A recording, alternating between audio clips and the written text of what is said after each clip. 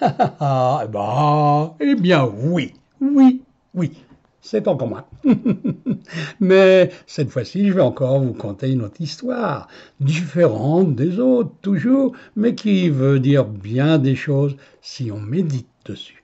C'est toutes les histoires, c'est fait pour justement comprendre pourquoi et comment on est venu sur Terre et qu'est-ce qu'on est venu y faire.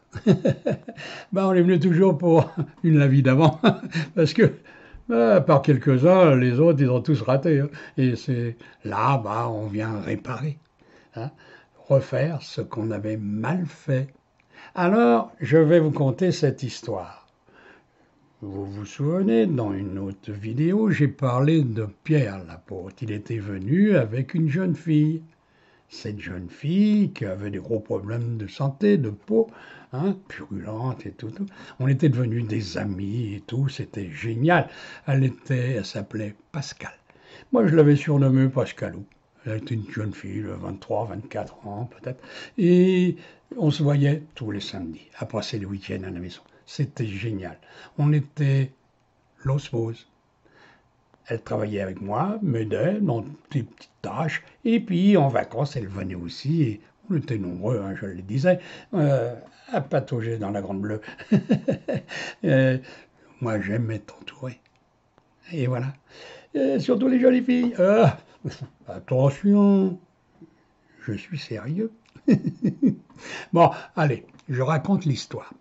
Donc, cette jeune fille, pendant X temps, est venue à la maison. Et c'était super. Un beau jour, elle me dit, Claude, faut que je te fasse voir quelque chose. Et elle étale sur la table deux photos. Et elle dit, parle-moi de cela. C'est quoi ça, d'après toi? Ben, je dis, c'est facile à voir. C'est toi en communiante. Et puis, l'année d'après, ou peut-être quelques temps plus tard, c'est la confirmation de l'Église catholique et chrétienne. Elle a dit là, ouais, c'est moi. Mais là, tu te trompes. C'est justement Sainte Thérèse de Lisieux. Ah là, j'ai bah mince alors. Ils se ressemblaient comme deux gouttes d'eau, avec une petite différence d'âge, peut-être, hein, mais à peine. Ah ben j'ai bah ça, c'est. Elle me dit, c'est peut-être moi, Sainte Thérèse, la réincarnation, comme autour de toi, dans tout ton entourage, il y a plein de gens qui viennent de partout du monde, d'Amérique ou de n'importe, même d'Afrique, il y en a qui sont venus, sachant que par toi, qui ils étaient. Je suis peut-être Thérèse. Alors j'ai dit ça, c'est possible. Mais je ne peux pas te le dire comme ça. Je le saurai à un moment donné, on va me prévenir. La nuit, le jour, peu importe. Et à ce moment-là, crois-moi, je te préviendrai. Mais t'inquiète pas, ça me semble vrai, hein, quand même. Hein, trop de choses qui se ressemblent là-dessus. Bon, alors, et les affinités surtout. Alors, donc, tout se passait bien, le temps passe, tout ça. Et moi, j'allais méditer tous les jours dans la forêt. Je prenais ma voiture, 2 kilomètres, je m'arrêtais en bordure et je rentrais dans la forêt méditer. Ce jour-là, je gare la voiture, j'entre dans la forêt, mais au moment de rentrer, justement, un phénomène super marrant. Anormal, bien sûr, mais pour moi, c'était courant. Là, ce où les arbres se sont mis à vibrer et des milliers de feuilles sont tombées de leurs branches. C'est vrai, on était à l'entrée de l'hiver. Alors, c'était normal aussi, mais la façon de vibrer, j'ai compris que là-haut, on me disait bonjour. Et je suis rentré dans la forêt. Je marchais sur le chemin avec mes bottes, hein, parce que la gadouille, il y en avait. Et tout allait bien, et puis d'un seul coup, j'entends une voix. Eh bien, tu sais, ta petite amie Pascalou, hein, et Sainte Thérèse, eh bien, mon frère, c'est la même âme. Ah, génial, j'étais heureux comme tout. Je dis, dès que je rentre, je médite, je rentre et je lui annonce la nouvelle. Je commence à marcher sur le chemin, parce que la forêt, on ne pouvait pas pénétrer, c'était trop gadouilleux. Alors je marche le chemin, et puis à un moment donné, il y a un virage à 30 mètres à peu près. J'entends le bruit d'une moto. C'était très rare ici, il n'y avait jamais personne qui venait. À certaines périodes, des chasseurs, et encore, ils allaient sur l'autre côté, ils ne venaient pas de ce côté-là. Et pour ça, j'étais toujours tranquille, moi. Alors, d'un seul coup, puis je vois cette moto, ce motard qui arrive devant moi, toute petite vitesse, top, top, top, top, hein. Et il arrive à ma hauteur, se tourne vers moi, un jeune homme de 25 ans environ. Il m'a fait un sourire large comme ça, et il me fait « Bonjour, monsieur !» Moi, j'ai répondu aussi, hein, bonjour jeune homme.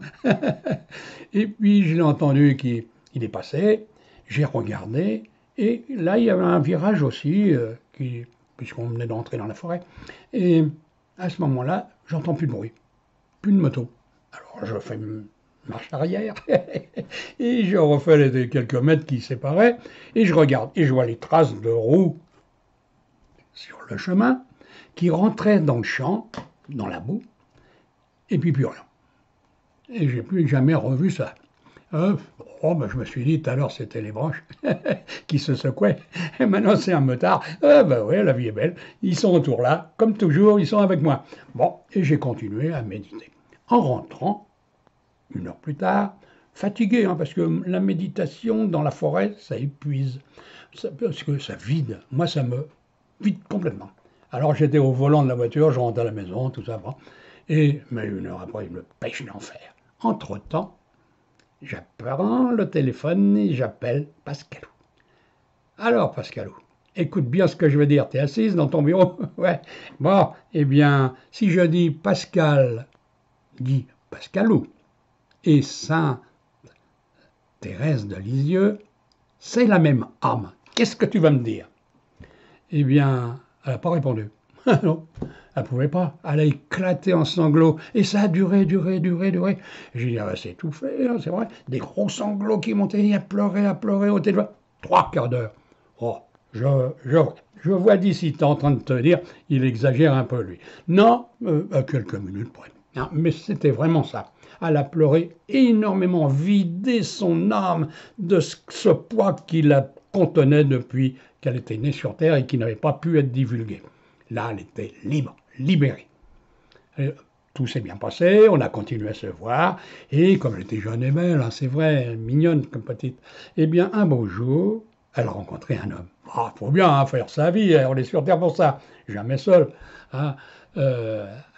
Et elle me dit un jour, j'ai rencontré un homme charmant, tout, on s'aime, tout, enfin bref, on va vivre ensemble. Ouais, bravo. Et après, elle m'appelle un soir, et elle me dit, Claude, je suis navré, désolé, mais je ne peux pas te parler. Je ne peux plus rien faire, car maintenant, il m'a interdit totalement de parler avec toi, de te voir même, d'écouter ce que tu dis, de lire ce que tu écris. Il a dit, c'est terminé, c'est un idiot, un malade mental, un déséquilibré. Enfin bref, j'ai eu tous les noms possibles et imaginables. Bon, chacun fait ce qu'il veut, chacun pense à ce qu'il veut. Même toi en face, tu peux dire qu'il est un peu taré le mec. Bon, mais ça, c'est votre problème, c'est pas le mien. Moi, je sais que c'est la vérité. Je sais qui je suis, moi. Vous, peut-être pas, mais moi, j'ai vu tout. Mes vies antérieures, tout. Hommes, femmes, les animaux, les pierres, même l'atome que j'étais dans l'univers il y a des milliards d'années. Alors donc, tout ça, je le sais que c'est vrai. Alors donc, pour en revenir à cette petite jeune femme, je ne l'ai plus jamais revue. Et puis, les années ont passé. Et là, il y a 3-4 ans, elle m'appelle au téléphone. Ah, j'étais heureux. Elle me dit, je peux t'appeler maintenant. Il est décédé. Je suis libre. Mais il n'avait jamais voulu que je te parle. Mais je viendrai te voir. Ça, c'est certain. Je sais qui je suis maintenant. J'ai bien compris beaucoup de choses. Mais je ne viendrai que quand le centre que tu feras édifier un jour, bientôt, dans le Var, sera édifié et à ce moment-là, je sais que tout le monde viendra. Tous ceux que tu as dit, vous êtes un tel, celui de la Bible. Alors je viendrai moi aussi. Voilà. Eh bien voilà, son histoire c'était ça. On se verra un jour, comme beaucoup, peut-être comme toi, qui sait. Tu vas peut-être me dire un jour j'ai fait un rêve étrange, comme beaucoup de me le disent. Voilà, je vous laisse. Méditez, vous avez tout votre temps. Vous n'êtes pas obligé d'aller dans la forêt pour méditer, mais méditez quand même. La méditation, ça apporte beaucoup de choses, des clés, le fameux trousseau de Saint-Pierre, pardon. Alors, allez, voilà, je vous dis à bientôt. Merci d'avoir écouté. Merci d'avoir regardé. Et merci de bien méditer dessus. Si tu n'as pas compris, mon frère, tu cliques. Tu recommences. Allez, au revoir. Merci. À bientôt.